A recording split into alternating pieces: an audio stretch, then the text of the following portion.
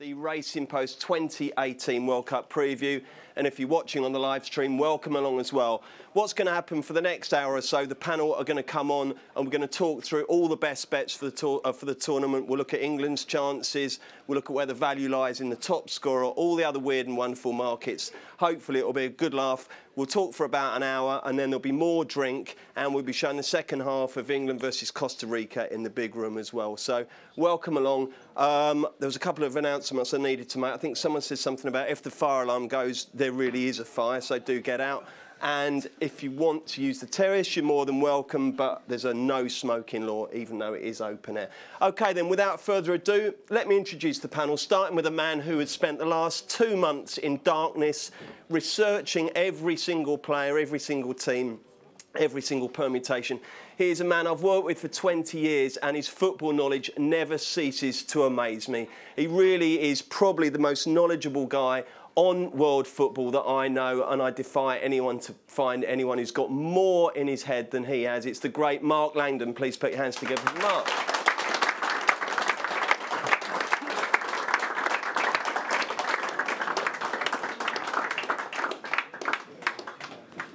OK, next up, a man who is used to putting his money where his mouth is. He's a former odds compiler and senior trader for a number of leading bookmakers. He is now a professional punter, so everything he does, he needs to make sure he gets right, because otherwise his wife and his new baby don't eat. He's also been known to strut his stuff on some of the most big football pitches in the world. It's Nick Goff.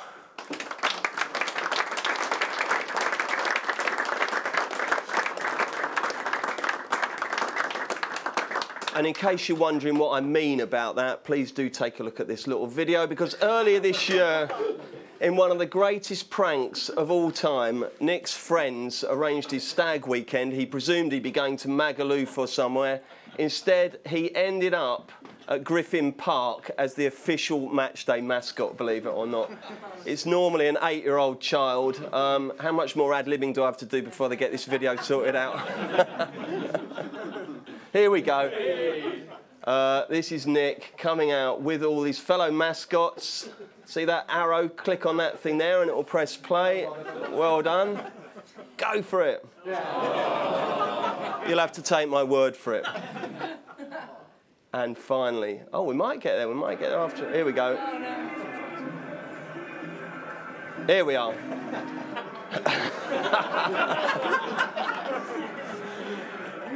It really was one of the all-time.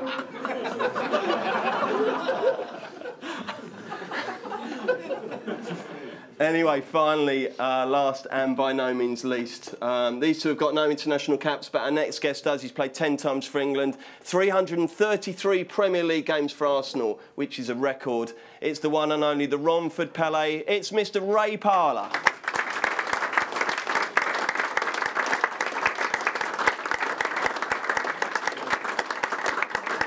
We were slightly alarmed beforehand when we said to Ray, what have you been up to today? And he said, oh, we went to a kit launch for the Arsenal away kit. I was with Robert Pires. I thought, that's good. And then he said, oh, I met Alan Brazil for a few after that. So I thought, oh, Christ. But anyway, Ray... You dropped me off, Alan, didn't we? Yeah. Ray's in great form. So, chaps, before we get underway and look at some of the best betting opportunities, I just want to have a little chat about the general issue of the World Cup. And, Ray, we'll start with you, because... you know, you've obviously been a professional footballer for a number of years. You know what it's like for the people who've had the rigours of an England season. What's it like at this time of year going into a tournament? Because we don't have a winter break, do we? We play more intense football than anyone else. Is it a disadvantage, not just for the England players, but also all those other international players who've been playing a full, hard season in England? We've got to remember that a lot of guys in the Premier League are now foreign players. So you can't really have an excuse in that situation. But you've got to be looking forward to it. I mean, I'd be so excited if I was going to a World Cup and you can't be tired. You know, I played in games when your body is really starting to fatigue a little bit, but, you know, your next game, you could win the league. So I don't think you can have that excuse at all. I mean, you're playing for England. You're so excited and you'll find energy from somewhere. Now, you were very close to making 2 squads, weren't you? The 1998 World Cup. Yeah. You were very much on Glenn Hoddle's radar. But there was one particular incident, wasn't there, where perhaps you didn't quite endear yourself with the manager. Does anyone remember Eileen Drury, who Glenn Hoddle brought in as a... She was a lovely lady. She was really as a nice kind of lady. faith healer. Now, Ray, I believe I'm right, all the players were sat down with Glenn and Eileen for a little session to check out their spiritual well-being. And you didn't really get off to the best start, did you? What it was, I got injured on probably a Thursday, and we had a friendly on a Saturday, and Glenn said, "You're playing, so great, you know, representing your country." I slightly pulled my calf, and this was 97-98 season. And I always remember, because Gary Lewin was a physio, which was Arsenal physio, I played through so many injuries. You know, anti-inflammatory, get me out there. You forget about the injuries by 15 minutes gone. So I walk in and I said, "Gal, I can't play." Seriously, he knew exactly when I'm injured. So he said, "Right, Ray, I'm going to send you to a scan to see how bad it is," because this was a big season for Arsenal. We won a double in the end, but I think I'm going to miss a couple of weeks now at Arsenal as well. I was thinking about Arsenal as much as England. So just about to walk out the door, and Glenn Hoddle walked in the door. "What you done, son?" I said, "Boss, I've pulled my calf, I think." He said, "Before you go for your scan, I want you to go and see my faith healer, Eileen Drury." So I went, "Ooh," and a little Robbie Fowler was there. I went, "Ooh." So Gary went, "Yes, boss," I sent him straight up. Room 36, bang, off I go up the stairs, find room 36, knock on the door, Eileen opens the door, sit on that chair. So I sit on this chair, she pulls the curtains, I think, and I've been some dodgy gas with Tony Adams, but I've never been in something like this. I mean, and she starts circling me. So I'm thinking, what the fuck's going on here, sort of thing. All of a sudden, she puts her hands on the back of my head, which is what faith healers are. I've never been to see one. And I said, "Short back and sides, Eileen, where you there?" Because I had longer hair then, and I thought I need my hair cut anyway. So she starts laughing, I start laughing. Next minute, she tells someone in there, well, her husband was always in the bar. He's told a few of the players laughing. Next minute, it's in the back of the papers. Short back and sides with me, with Eileen Drew over with touching my hair. So the next squad comes out, I'm not in it. So Arsene Wenger's like, "Why are you not in the squad?" I said, "Boss, I think it's something I said to Glenn Hoddle. Short back and sides with faith healer. I can't believe that, no chance. No. You keep playing away, you'll be in that squad." So this is the La Manga trip, where Gaza smashed the room up in the end when he didn't get... I wasn't even in the 30 to go to La Manga. So now, I think Arsene Wenger said, "I'll phone Glenn Hoddle, find out why you're not in." And the next day in training, I said, "Boss, how'd you got?" And he went, "You'll never play for England again under Glenn Hoddle." "Why is that?" "Disrespected his faith." I said, "You're joking, boss. You want to hope..." This is Arsene Wenger. "You want to hope he gets sacked?" I said, "Yeah, I do." Anyway, that summer, you're sulking. I've got player of the season at Arsenal, won a double. Can't play no better. We've got Vieira in our team, Bergkamp going, "Why are you not going to the World Cup?" I said, "Oh no, I've had a night now." So that summer you're thinking, how can things get much worse for me? And what happens that summer? I get married instead. That cost me about 3 million. But he gets sacked. The following season come out with a ridiculous statement. Look, I like Glenn Hoddle. What a player, what a coach. But man management, he's lacking a little bit.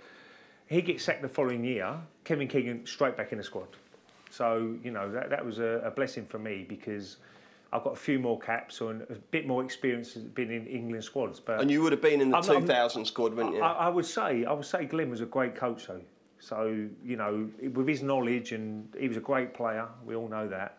But just their man management skills, you know, wasn't good enough. And then 2000, I missed out Brazil v England at Wembley. Tackle with Roberto Carlos, done my ligaments. Me and Jamie Redknapp ended up getting injured in the same game. And I missed that next tournament as well. So I had a brilliant career domestically, but internationally, you always think, "Oh, I wish I went for a few big tournaments." You probably saved yourself a few quid with the card score then, because it was quite lively. The card score was 2000, unbelievable in them days. I mean, you know, Alan Shearer, people like that. Mark Owen, I could read what he had every single time. Alan Shearer was like Father Christmas. He was like, he'd go blind, open his hand up. "Yeah, I'll go all in." He had 8 eye. I've got to see you. Nick, I think it's fair to say that Mr. Parlour would have walked into this England squad, isn't it? We were talking earlier, how many of the players from that really great era from 2000 to 2006, if you'd taken that squad there, how many of the current England squad would have got into those 23s? There's not many, is there? Harry Kane, Kyle Walker. That might be it. It's not many, is it? Yeah, I mean, Well, you look at the defensive unit. You had people like Tony Adams, you Sol Campbell, different class. Central midfield. You probably had you had Scholes, Lampard, Gerrard, unbelievable. Left winger, who's the left hand side? Because that was always the problem when I was playing under Keegan. The left hand side was always. I've even played left wing. Well, they used to talk about playing Cole and Bridge, didn't they? Used to talk about so that's where if Ryan Giggs said he was English, we would have been made up. Absolutely, he could have played for England. Nick, tell me about the World Cup and what your approach is as a professional punter. Is this something that you do kind of semi-recreationally, or do you take this as a really fantastic chance to bolster the betting bank? Yeah, the latter. Basically a month in a bunker, trying to do everything. And you've got to look at it slightly differently to the way you look at club stuff, because you've got such a smaller sample size of even the qualifying campaigns. South America, you might see 18 games, and that's the most, over 2 years. Whereas domestically, you're seeing 46 games in the Championship. And you feel that gives you an edge, yeah? Well, it means that everyone knows everything after 8-10 games of a season, whereas you can't ever feel that about international football because things change quicker than you see the games. So if you bet Premier League football and you wait to see 4 games before you've got the amount of data you want to see, if you're betting off stats, that kind of stuff, you can't do that in a World Cup, because if you wait 4 games, most teams have gone home. So you have to do it. You have to really change the way that you approach the tournament and accept that you'll make more mistakes than you would in a normal season, but so will bookmakers. So it evens itself out. Okay, excellent. And Mark, you've done so much studying. Now it's about to be showtime. Are you excited? Are you confident that everything you've looked at and all the kind of thought processes are going to come your way? I don't think you can ever be that confident about a World Cup for the reasons really that Nick mentioned, but I think we've got 4 really good international teams, and any one of those 4 I think would be worthy winners really. That they've all got star players, but there's nothing like the anticipation of a World Cup summer. It's a month, wall to wall, 3 matches a day. That first Saturday, the first match is 11 a.m. The last one finishes at about 10 o'clock at night. The Premier League, the Champions League, that cannot match that for just for that buzz. So You've got christening that day, haven't you? Well, the wife might have. Okay, then let's get stuck in. Then let's look at the matches, the outright odds for the World Cup this year. Because as Mark says, there's 4 teams absolutely clear at the head of the market: Brazil, Germany, Spain, and France. Ray, are you going to stick with one of the big 4, or do you think we might get an outsider win it this year? I'm going to go with one of the top 4 win it. There's plus points for a lot of these guys in the top 4. I look at France and just a little bit inconsistent for me at times. Germany is my pick, but obviously to retain the trophy, 1962 since someone's done that. But to leave Sane out, who's been one of the best players in the Premier League this year for Man City, just shows you the depth of their squad. I really like Werner up front. I think he's going to have a brilliant tournament. Brazil, you never know with Brazil. It's one of them situations where who would have thought 4 years ago in their own country losing that massive game against Germany. And Spain, a lot of people will be on Spain. A lot of people will fancy Spain because it's a transition for them. They're getting new players involved in the squad. Striker-wise, it's really funny. I've done a thing with some guy, Steve Freeth and all that. He said Morata, he's going to be top draw in this World Cup. He's not even in the squad, so just shows you. And he's supposed to be a betting genius. I mean, he said Morata is going to be the main for this tournament. But for me, I'll go Germany. I think Germany will be the team could maybe retain it. I just think the squad is so good and they know how to get over the line, if you know what I mean. They're consistent. Okay, and Nick, I think if this was countdown, you'd be taking 1 from the top and about 8 from the bottom, wouldn't you? Looking at your tips in the supplement today, you've really taken a view that there's the potential for a big shock here. Yeah, I think of the 4 at the top, Spain are the ones who I like the most. I think conditions in Russia will help them. They'll be the most frenetic and highest pressers in the whole tournament. And usually in World Cups, you can get stifling heat. We won't see that in Russia. In sort of mid-20s temperatures will be a lot. more helpful than Spanish players are used to in their own country a lot of the time. So the way Spain will play will be suited to the conditions they're going to get in this tournament, which you often don't get in World Cups. Sorry, Nick, just on that pressing point, I mean, if we're used now looking at elite European club football for teams to play that way, which is why the Champions League knockout phase is so exciting. But I read an interesting thing from Michael Cox where he says the international bosses just don't have the time to perfect a press. But the Spanish boss is going to do that, isn't he? Yeah, he will. And you imagine Sampaoli will do something along those lines with Argentina as well, albeit I guess Messi isn't told he's got to run around all over the place. So there'll be two camps. There'll be those that want to press and those that are much more suited to counter-attacking. Spain will be the leading pressers, I guess. And of the four, they're the ones I like the most. And then going down the list, I think the most value in the tournament is probably Uruguay. I just feel like this tournament's come at exactly the right time for them. Every time we go to a World Cup, it seems the last 8 years, we talk about the strong defensive unit, decent goalkeeper, and the two strikers. We know all about the two strikers, but there's always been an issue in midfield. And it feels like they've just stumbled across a decent midfield bang at the right time. The two guys playing in Italy, Bentancur and Vecino,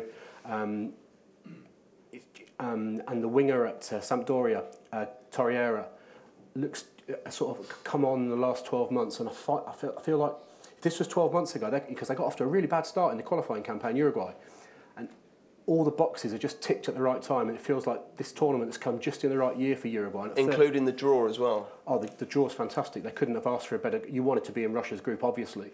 And you've got the Saudis in there, who are probably the worst team in the tournament.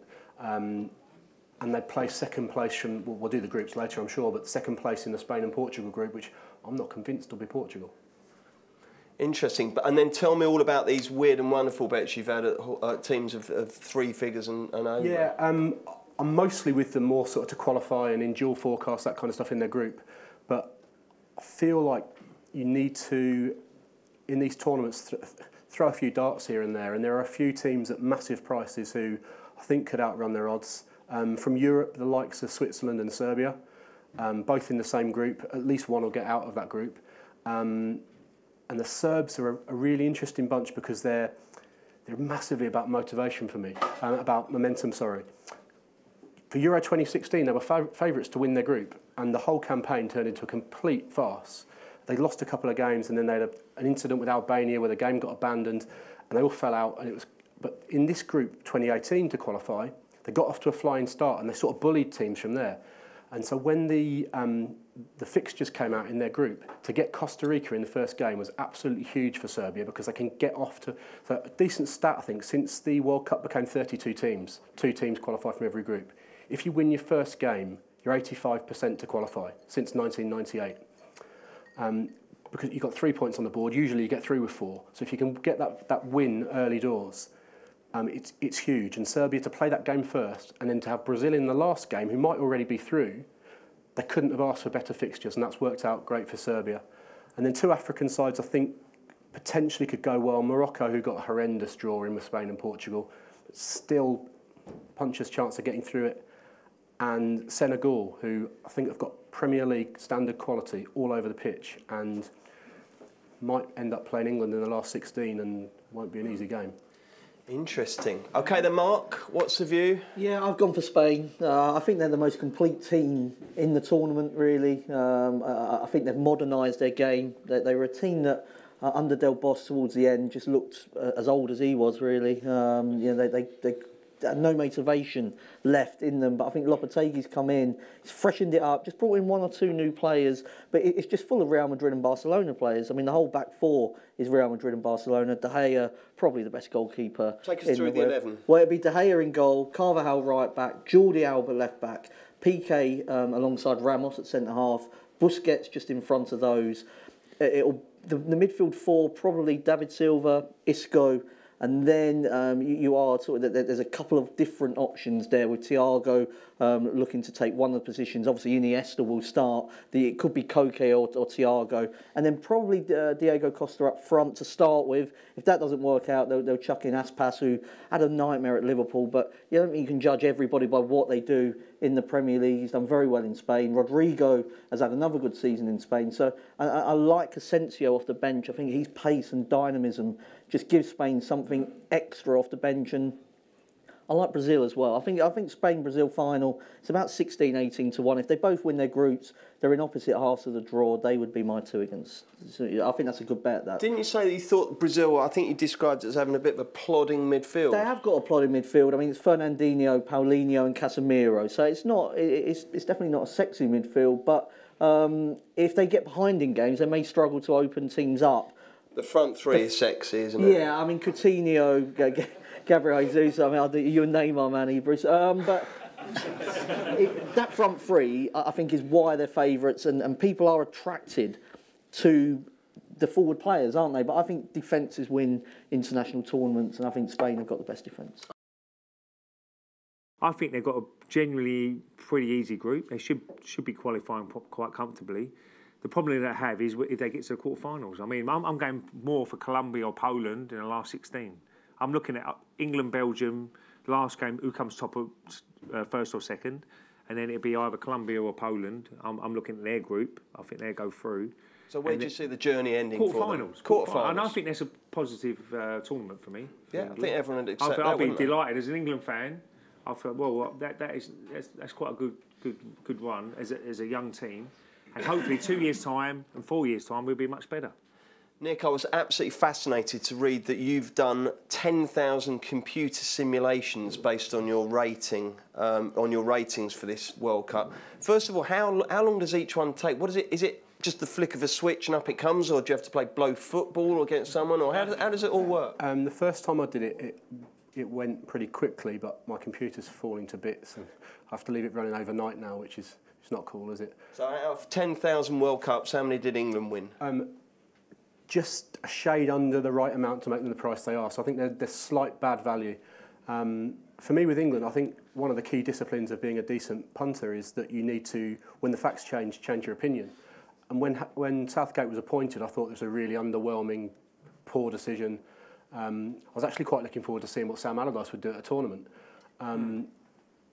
I was so wrong, because everything Southgate's done since, I've been really impressed with, and I think, well, that makes sense. Everything he does, if England fail at this tournament, it won't be because of lack of preparation or poor coaching for me. It'll be because we just don't have the technical ability to go any further than we end up going. And I think that's kind of all you can ask of a coach, that he'll get the best out of what's available. And do you like the formation, Nick? Well, I think it might change a bit, because in these first two games, I don't think you need Dyer and Henderson both playing together, so it might be one. It might be one or the other, and then for the Belgium game, maybe. Look, if I was going into Nick, but if I was going into that first game, you think you've got to get off to a winning start. As Nick says, 85%. If you win that first game, Tunisia's a hard game. It's not an easy game, Tunisia. That's one of the hardest games out of the group. Obviously, Panama will be the one, but surely Dele Alli probably has to play a little bit deeper, alongside Henderson maybe, or whoever it's going to be, Dyer or Henderson. I would play Rashford. I think what he's done in England shirt, I know in Man United, but Jose Mourinho might be a little bit different the way he works with Rashford. But when he's had an England shirt on, he's been exciting. He can run at players and take players on, and they've got lots of pace. Sterling on one side, Rashford on the other. But the bet that stands out for me in the England team will be Harry Kane. 6-5, I think he is, to be top goal scorer for England. He'll take penalties. And he's the one who's going to score you the goals. Won't take corners this time, will he? He definitely won't take corners. So I think that's a great. Well, I know it's a short price, but 6-5. I mean, you could argue Sterling might score a few, but Harry Kane is a great bet for me. Would you take Kane on, Nick? No, I think 6-5 is value. I think Kane should be odds on, top England scorer. Yeah, definitely odds on. If the further you believe England should go, the better value that bet becomes as well, because he's in for such a high percentage of England's goals. The more goals they score, the more likely Kane is to be top England scorer. So if you think they're going to make quarter-final, Kane should probably be odds on. And he doesn't get injured, does he? Harry never gets injured. Very rarely. If you go over your ankle, you can't help that. But he never very rarely pulls the hamstrings or calves. So he's going to play every game. He'll play every game. When he's been injured. Do you see do you see England definitely getting through the group? And I guess with the makeup of Group H, there's some groups where you absolutely have to be winning it, don't you? Because otherwise you're playing a Brazil or a Germany. With England, it's not so vital, is it, with that Group H being so open? It'll be an interesting situation when England play Belgium. If they have both won their first 2 games, it's a bit of an if, but it could easily have happened. How bothered they both are. With Southgate being quite inexperienced at this level, he's not. I think he'll really want to win still. I don't think he's the sort of manager that will want to rest everyone and risk getting beat in that game. Where some really experienced managers might take a real pragmatic view to it. I think Southgate will go all out to try and get the win and keep the momentum going, rather than get any questions from the media back home for trying to be too clever. But no, it won't matter too much. You wouldn't think who comes through from the group with Colombia, Poland and Senegal. They're much of a muchness. That's the closest group in the tournament. So do you have quarterfinals as a? It's kind of looking almost obvious now, isn't it? The opinion of the country has changed such that now that if they come home in a quarter-final, everyone will say well done, which 12 years ago just couldn't have been the case. And it does feel like it's a realistic target. But once you get to a quarter-final of the World Cup, you're 2 matches away from a final. 2 knockout games where games are often decided by 1 goal here or there or a penalty shootout. So if you get to a quarter-final of a World Cup, there's no point saying that's great. You've got a chance. Everyone's got a chance from there. You only got to look at 2 years ago, the way Portugal grinded their way through a group without winning a game. They won 1 out of 5 games in 90 minutes.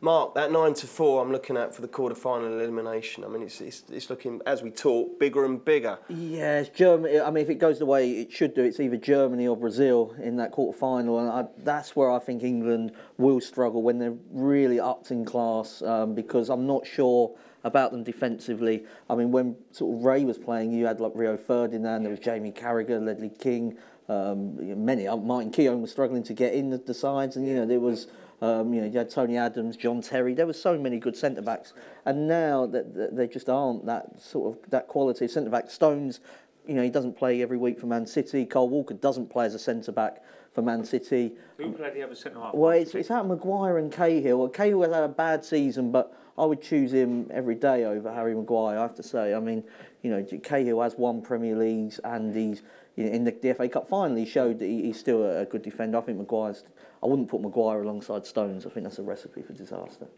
And I guess, Nick, if people had said 2 years ago, Ashley Cole would be a surprise, but Ashley Young even starting as left wing back for England in the first World Cup game, you'd kind of worry a little, wouldn't you? Well, even 6 months ago, it was what price was he to make the squad six months ago? People like Bertrand were way ahead of him. And now the vibes are starting to be that Young might start over Rose in the first game. So it's a real surprise, isn't it? But England are where we are. That's all we've got available to us. I quite like, personally, the idea of Kyle Walker coming inside and playing right side centre back. He's England's best defender, and you move him into a position where he can have a little bit more influence over the game. Again, it's one of those Southgate decisions I quite like. I just would like to see him playing next to somebody that could defend at centre half. We haven't got any of those. No, they haven't. No. Ray, tell me about the keeper situation, because again, you come from an era when we had Seaman and David James and tons of really good goalies.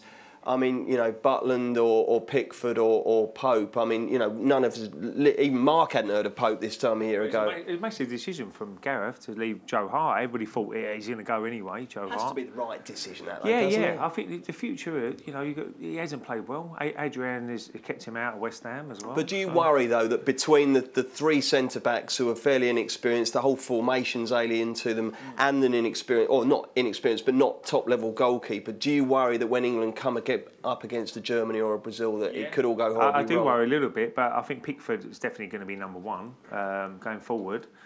And it's down to him. I was in Amsterdam, watched the Holland game. He did nothing wrong. His distribution was brilliant, and that's what I think he's picked him for.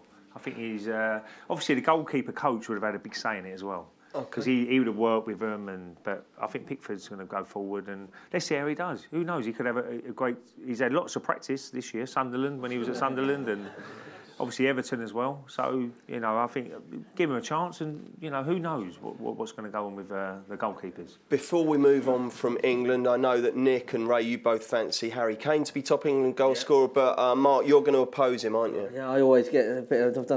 Every time I say Raheem Sterling's name, I get mocked for saying it. But I think that Sterling, if he brings his Premier League form into the World Cup, then I think he can run Kane close at 7-1. It looks like they're going to play up front together.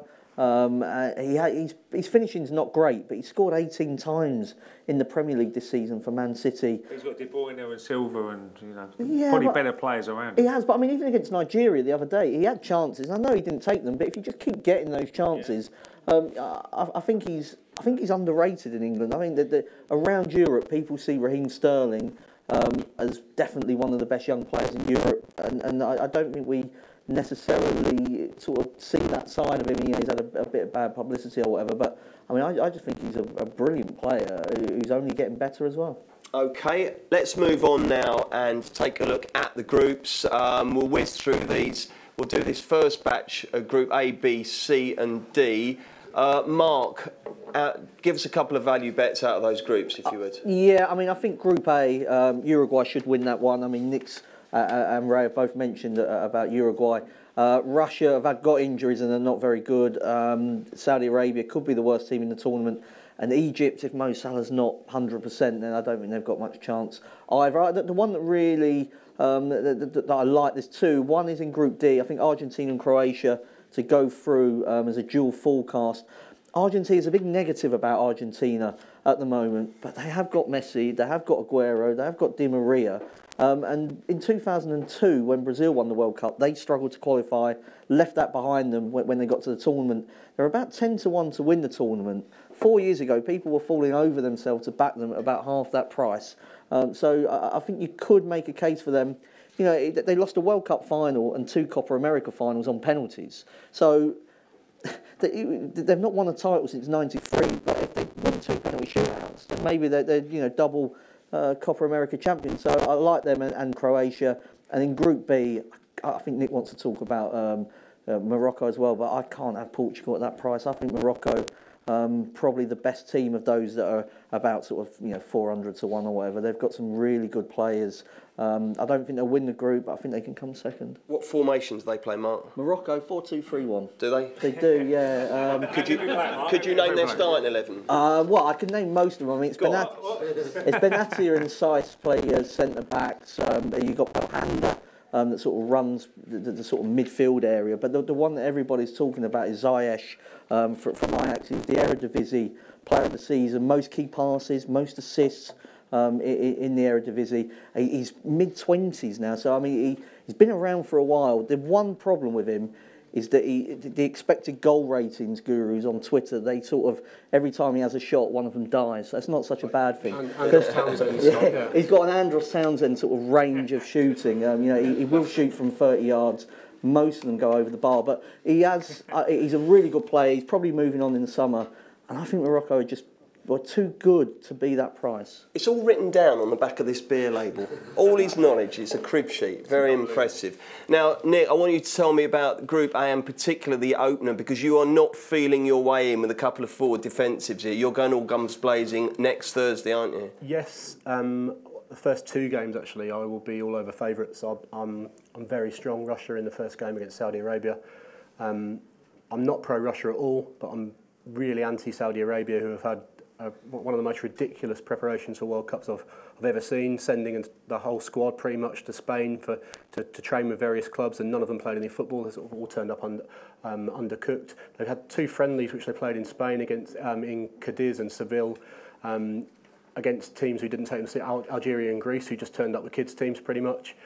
So they won those games, which might have looked good on paper, but they weren't playing full-strength sides at all.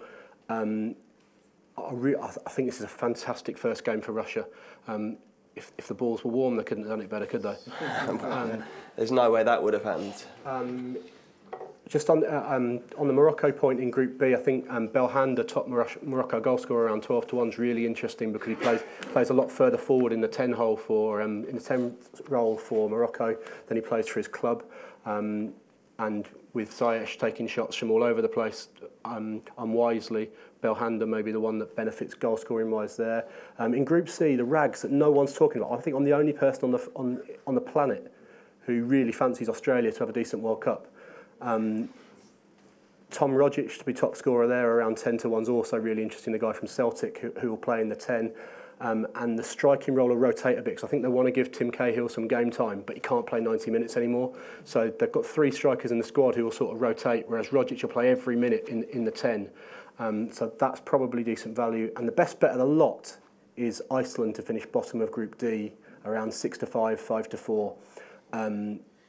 They are one of those teams who have ridden the wave of small sample sizes over the last couple of years. If you look at the prices they go off for these qualifiers, if they're consistently wrong, the market will put them right. And they're going off underdogs at home to teams like Ukraine. The market isn't consistently wrong with these things. And we should expect some regression towards the mean from Iceland now. They've had a great couple of years. It's been a fantastic fairy tale story for them. But I hope their 6 million fans in the whole country that turn up in Russia go home crying. I think in the Euros they got outshot. It was something like 95-40, something like that. Can't carry on. No, you can't. Nick, just remind me, you said you're going to smash Russia up against Saudis in the first game. What's the bet in the second game? And Uruguay against Egypt. That'll be -3/4 Asian handicap, or about 4-6 to win the game. I really wished that Salah didn't pick up this injury, because I wanted to be against Egypt. They're the one African team I really want to be against. I think they're massively overrated. 45-year-old goalkeeper. Outside of Salah, not a great deal. Hegazi at West Brom, terrible season. I'm happy to be against Egypt. I'm going to have to pay a bigger premium to do it without Salah, who almost certainly won't play in the first game. And if he plays in the second or third, it'll be out of desperation rather than being fully fit, presumably. Right, it must make you feel quite young as a player at the World Cup who's actually older than you, literally, isn't it? Unbelievable. I mean, yeah, it's frightening, really. But give me some thoughts on those 4 groups. Well, I think Uruguay are definite winners of Group A. I think that it's a decent price there. I'm going to go Russia to come second. I think they've got to get through. They're not a great side. If Salah was fit, you might have a little go with Egypt.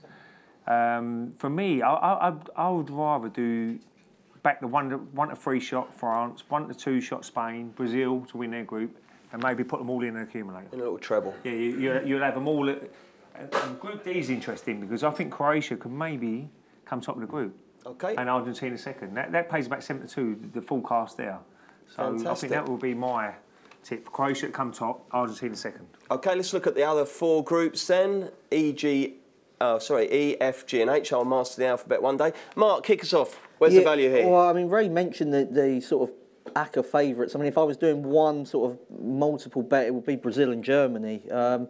For the reason is that if one of them finishes second, they'll play each other in the last 16. So there'll be no easing off from either of those 2 teams. They simply have to either win the group together or finish second, because you don't want to be playing each other in the last 16. Belgium, England, I think the prices are just about right. In terms of Group H, I mean, I don't want to nick too much of Nick's ideas here, but I thought Senegal were the value to qualify. They've just got a great defender in Koulibaly and an excellent forward in Mane, and that might be enough in a group where I'm not totally sold on Colombia. And Poland, their best centre-back, Glick, injured his shoulder doing an overhead kick in training this week and could be out of the tournament. And they're a team that rely very much on like 1 or 2 players. So Glick at the back and Lewandowski up front. Lewandowski wants to move away from Bayern Munich. I wonder if he'll have a good tournament. Last 2 tournaments, he's only scored 1 goal in each of them in those European Championships. So maybe be against Poland for the time being. Nick, what have you got for us? I'm against most of the favs, to be honest. I've backed the Switzerland-Serbia dual forecast at 33-1 to knock Brazil out. Why? Yeah. How much of a reason do you need at 33s, really? But I think there's just probably still a few mental frailties with Brazil which haven't shown up in qualifying because they've not needed to. But if they have one bad result, does 4 years ago come back into the memory a little bit? Probably not. They probably win the group, but 4-11, I don't need to be on that. I quite like Mexico. I think Mexico traditionally are quite a hard team to assess because the Mexican League, no one really knows that much about the Mexican League, but a lot this time, a lot of the players, not more than usual, are playing in Europe. And Mexico, everyone knows, obviously always get to the last 16 and never get any further. And I do strongly fancy them over Sweden. Mexico, I think you can get 11 to 10 to qualify. I think they're a much better side than Sweden, and I can't have South Korea at all. So Mexico to qualify, I like. Group G is not a betting medium at all. Prices are absolutely bang on. And in Group H, I've already mentioned, I like Senegal, and I have bet the Poland-Senegal dual forecast at 6 to 1, which requires Colombia to underperform, which again I think is possible. Japan are probably have the most variance in their possible performance, because there's some decent players within that squad, but the preparation's been a shambles. They've had managerial changes. I can't really see too much from Japan, to be honest. So yeah, I want to be with Senegal. Just on Mexico, they're 9 to 4 to go out in the last 16, which they've done in every tournament since they were reintroduced into the World Cup after missing Italia 90. And if they finish second to Germany, they play Brazil. Maybe Serbia, but presumably Brazil in the last 16. I think 9 to 4 that they go out in the last 16.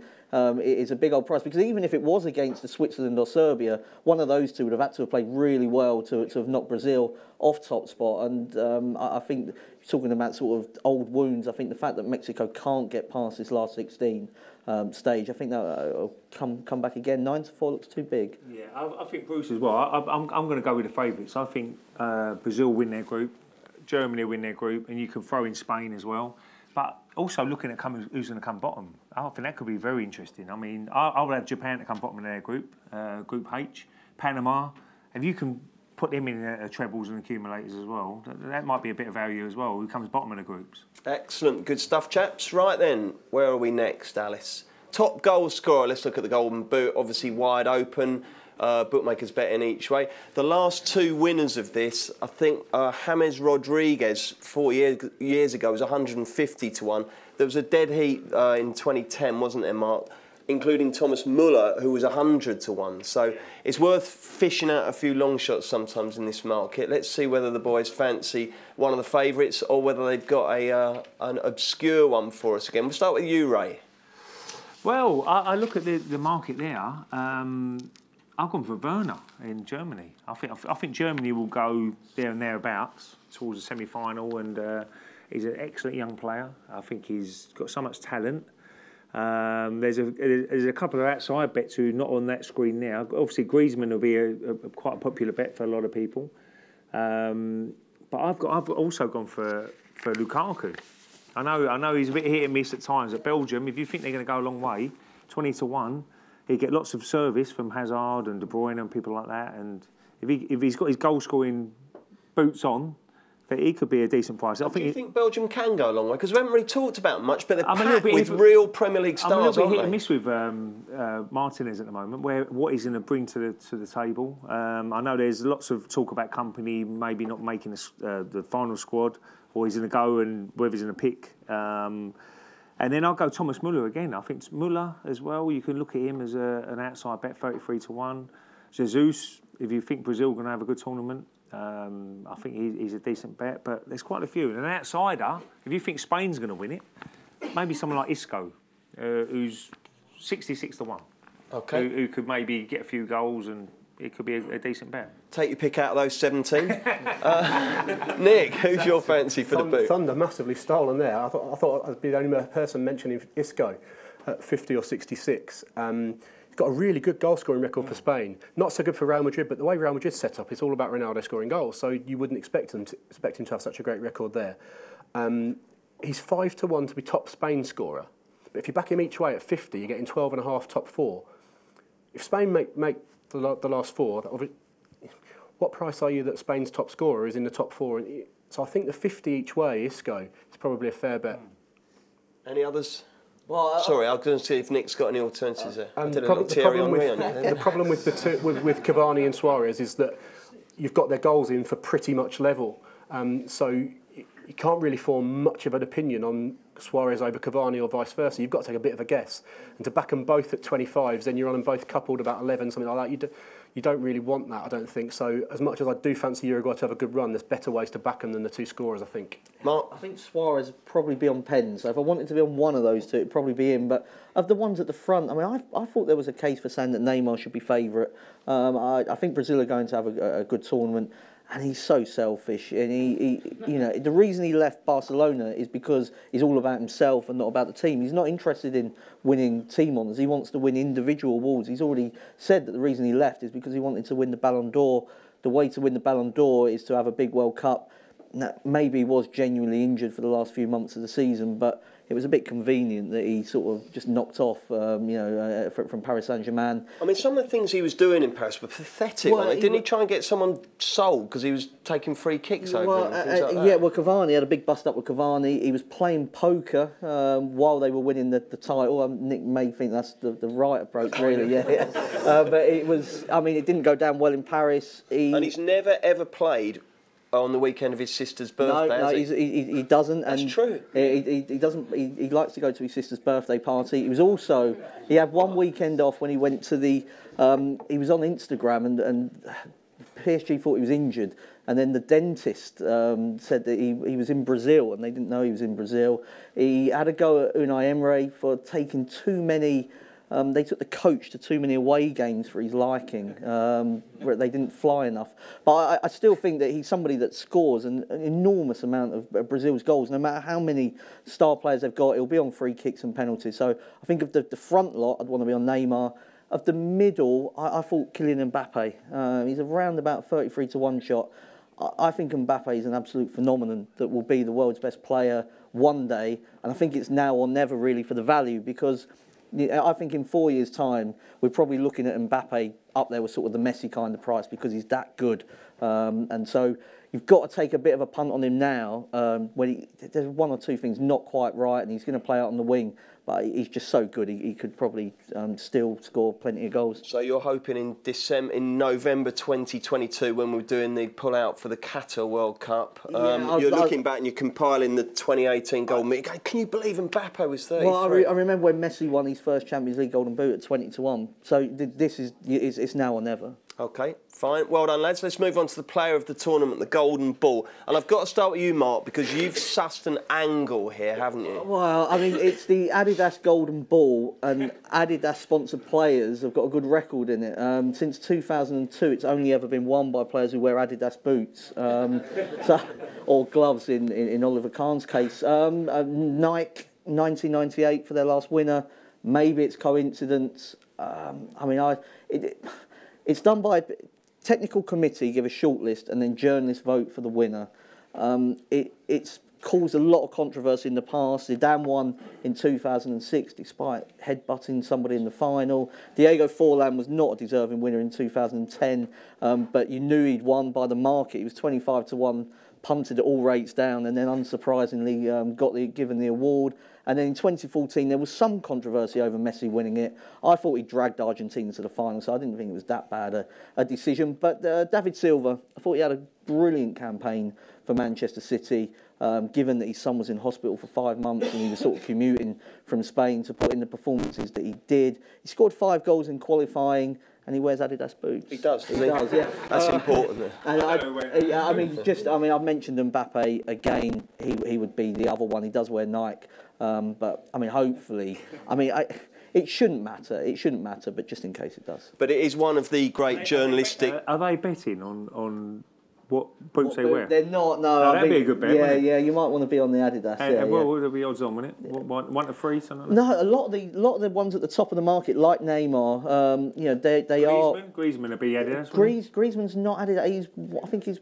He's Puma. So how do you know this? but listen, if you look in your pull-out, in one of the greatest pieces of journalistic research I've ever seen, Mark has actually listed the market leaders with the type of boots they wear. So I also think it was Clark's, by the way. Clark's. David Silva and Mbappe would be my two. David Silva and Mbappe for you, Mark. Who for you, Nick? I think you're either into this type of market, which is two journalists sitting next to me, but decided by journalists. It's all a bit too reality TV for my liking. I mean, there won't be any Love Island in my house this month, that's for sure. So it's not tonight. There won't. This is not the sort of thing I get involved in at all. Yeah, No it's a interest. tough one. It's a tough one because you got the main players there: Neymar, Messi, Ronaldo, Griezmann, Jesus. He could have a great tournament. But I'm going to go for a Germany player. I think it'd be the Germans who I think are going to be a strong tournament. You always got to look who's going to get there.